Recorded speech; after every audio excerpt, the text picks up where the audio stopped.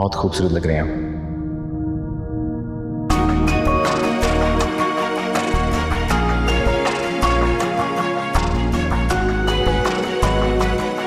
इतनी हसीन तो सिर्फ तुम ही लग सकती हो दुरे शेवार।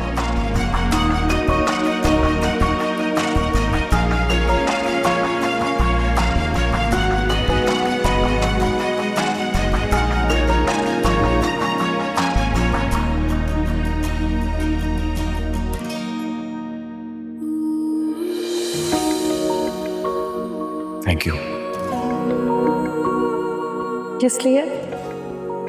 ये जान के कि सब कुछ जानने के बावजूद भी आपने मुझे कबूल किया। क्या कहना चाह रहे थे वलीद?